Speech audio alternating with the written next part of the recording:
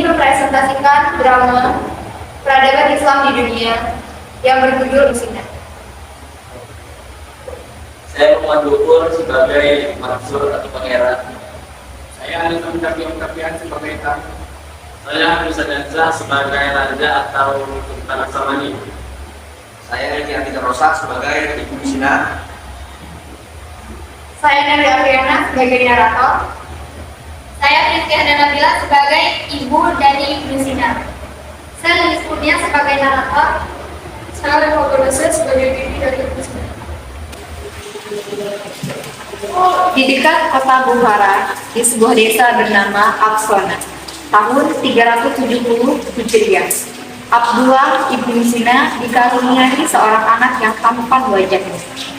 Seorang anak yang akan memiliki pengaruh yang besar, tidak hanya di masa kehidupannya saja, tetapi di sepanjang masa.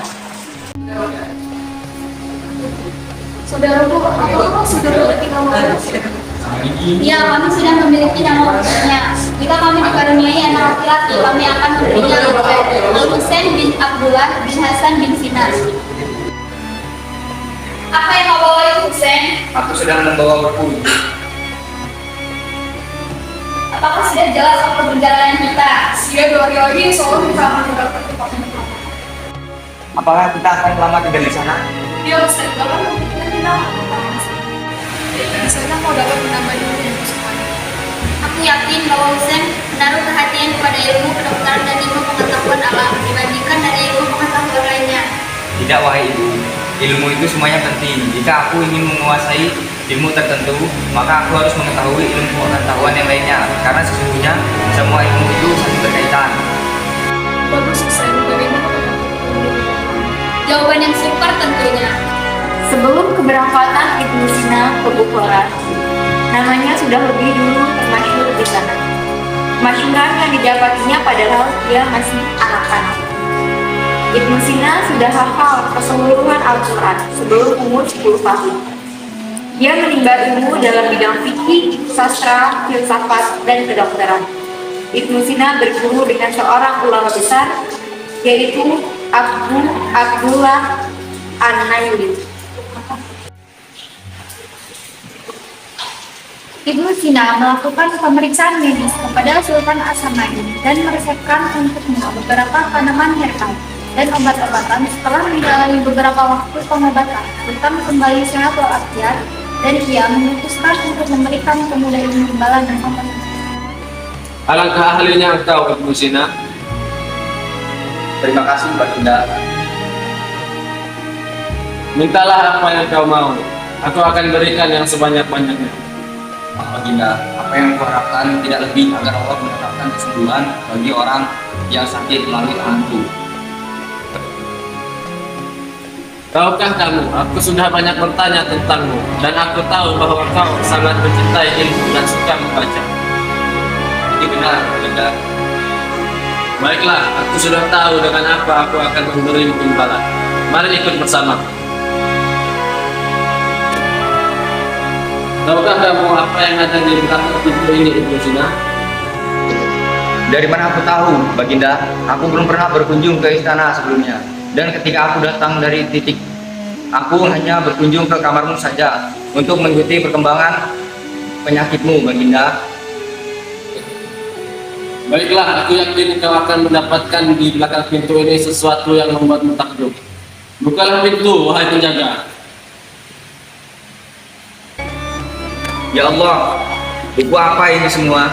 Ini adalah rumah buku atau perpustakaan besar Ibnu Sina. Aku adalah pecinta ilmu dan ulama, dan menurutku engkau berhak untuk menjadikan semua buku ini di bawah urusanmu. Ibnu Sina pun masuk ke ruangan tersebut. Lalu mereka pergi ke singgasana Sultan As-Samani. Terima kasih Mansur, dan terima kasih karena kau telah mendatangkan dokter muda yang ahli ini. Hal ini adalah kebanggaan bagi Bukhara seluruhnya. Terima kasih Musna, kau telah membantu ayahku dan menjaga rahasiaku dan telah mengantarku dari kesalahanku dan dari wanita. Terima kasih atas kemurahan Anda sekalian yang begitu tinggi. Hari ini hari yang paling bahagia dalam hidupku. Waalaikumsalam. Silakan masuk. Terima kasih Ibnu Sina, ada berita yang sampai padaku bahwa engkau menulis buku. Iya, itu almatmu. Aku menulis ringkasan dari semua ilmu yang aku ketahui. Baiklah, selagi engkau ahli dalam menulis, aku ingin meminta permintaan. Aku ingin buku yang berjudul tentang akhlak. Kalau begitu, aku beri judul Al-Biru wal Ismu. Semoga Allah memberkatimu, Ibnu Sina. Ibnu Sina memulai kesibukannya dalam menulis buku dan dalam waktu yang sama beliau melanjutkan membaca buku yang belum dibaca. Kesibukannya dalam membaca dan menulis buku tidak mengurangi perhatiannya kepada pasiennya. Inilah masa-masa terindah dalam Ibnu Sina. Ibnu Sina memulai perjalanan yang tidak akan pernah berakhir setelah tinggal sebentar di Guernsey. Ia pergi ke Georgia, kemudian dia berpindah dari satu negeri ke negeri lainnya, sampai akhirnya ia menetap di Hamadan. Raja Hamadan Syamsuddaulah Al-Uwaini takjub dengannya.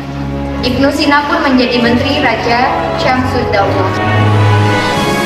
Pemuda Samsudaulah, aku tidak menginginkan jabatan sebagai imbalan hormatanku. Itu bukan alasanku. Aku menunjukmu menjadi menteriku karena engkaulah yang aku lihat memiliki kelebihan kecerdasan, ilmu bahasa, dan keikhlasan. Terima kasih atas kepercayaanmu yang berharga ini, Baginda. Engkau boleh beranjak sekarang, tetapi kalau aku membutuhkanmu, aku akan memanggilmu. Baiklah, Assalamualaikum. Waalaikumsalam. Terima kasih sudah menonton video kami. Kami akhiri. Wassalamualaikum warahmatullahi wabarakatuh.